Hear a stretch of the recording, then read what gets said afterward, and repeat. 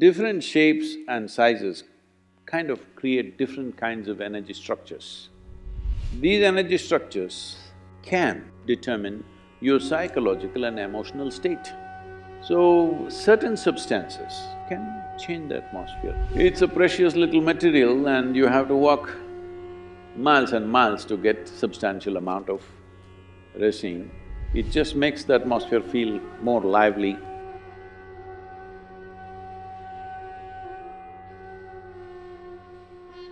This question comes from Ashley in Memphis.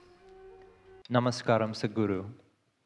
Incense has been used for thousands of years in almost every culture to invoke gods, support meditation, and for healing and medicinal purposes. Burning herbs and resins has been an especially big part of both Indian history as well as Native American history. Can you please speak about the significance of burning incense and how incense should be used in modern times? Oh, is that the reason I'm being smoked then?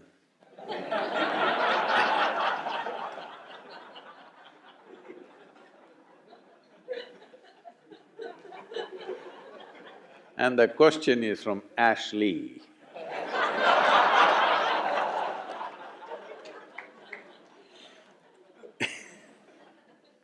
Incense is usually Ashley. Without ash, there is no incense.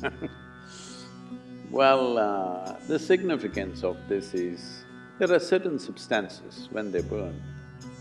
One thing is there is fragrance, of course, which is pleasant for the nostrils.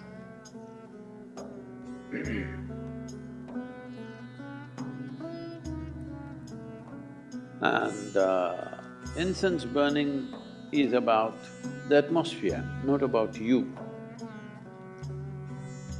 Because different spaces, indoors especially, in different spaces, there are different kinds of… one thing is smells, there's also different kinds of energy structures which will happen.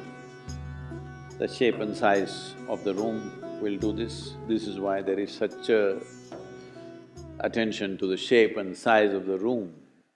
In Indian culture, there is a whole attention to the shape and size of the room in which you live, because the shape and size of the room in some way, if it is not heavily ventilated, when I say heavily ventilated, from both sides, two walls are open and it's happening, then it feels almost like outdoor. That's different. Most homes are not made this way because they have neighbors, you can't open too many windows too many openings won't work, there is weather, there are many things, all right. And there is air conditioning, worse.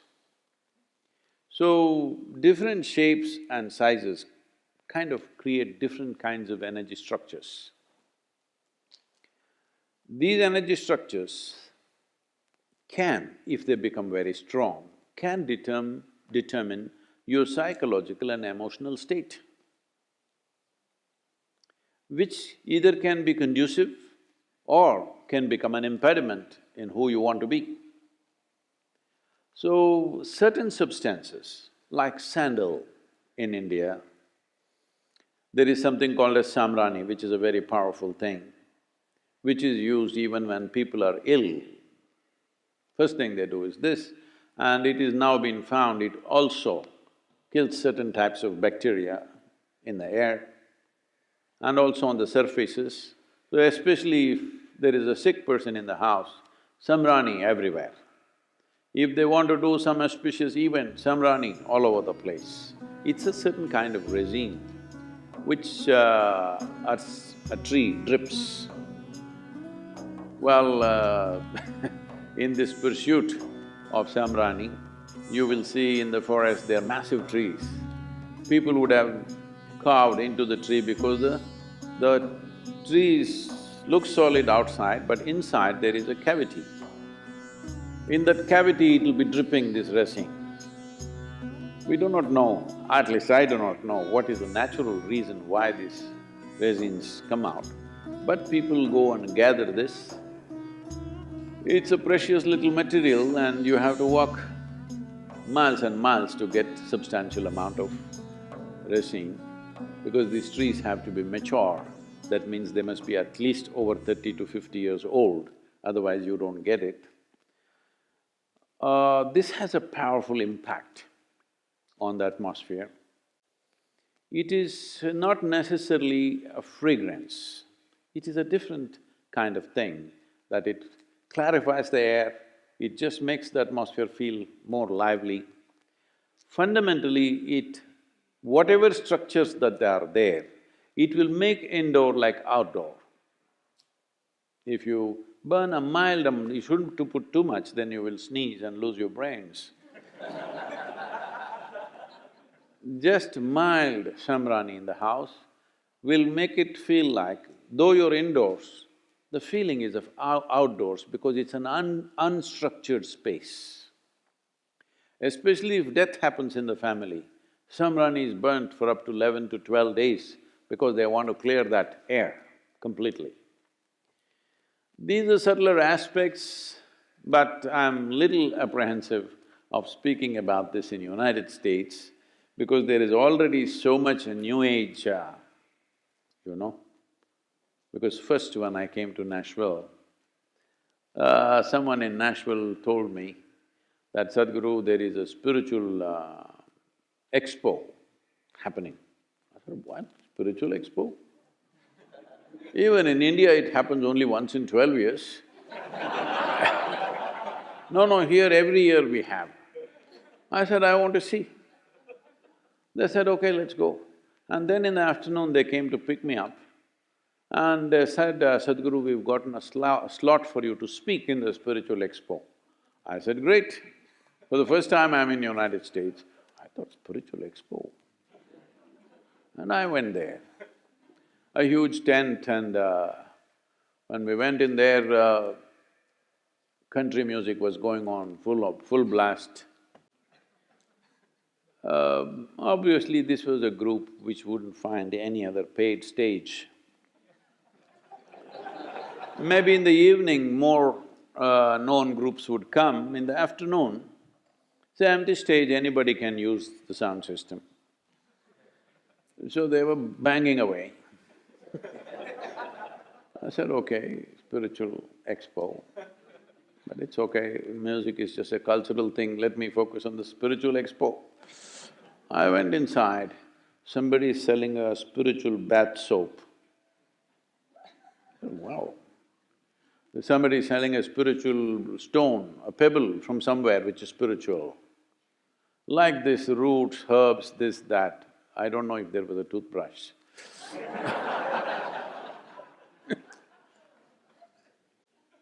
Then I thought, oh, this is like the Indian shandy.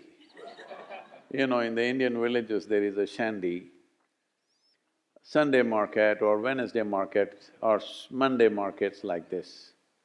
So here there will be all kinds of exotic things being sold. There will be a root just this much, twisted like this, it should not be straight, you know, it should be… I can't do that with my finger. So if you take this is a root that could make you invisible.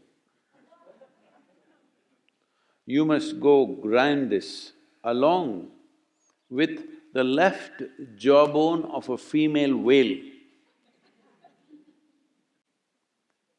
And the whale should be alive. That means you actually swam in there, cut a piece of the jaw and came, and together, if you rub this together along with something and there is a mantra, you do this, and then that paste, if you put it in the upper palate, you will become invisible.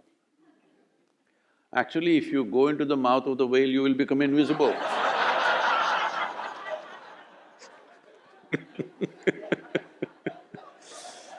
Anyway, then I saw, oh, this is like an Indian shandy. There they were selling all kinds of exotic incense also. Incense has a certain impact, but don't overdo it. Don't think it'll determine your spiritual nature. It can change the atmosphere a little bit. It should not be over certified, it has certain impact. One can use it in a sensible manner, but these days incense is being made with chemical stuff. Best you don't burn those things. It's very, very important before… You have enough chemical thing happening on the street, in the industry, in the factory floor that you may be working, wherever, there's enough chemicals floating around. At least within your house, do not burn chemically made incense, because I think that is almost 70% or 80% of what's available in the market today is chemical. You must take it out before you burn it. It's very, very important because within the closed enclosures, if you burn chemicals, well, the negative impact of that is very, very big. So it must be natural resin or certain other oils, essential oils and things which can make a difference. A mild difference, if you need that kind of a difference, it helps definitely.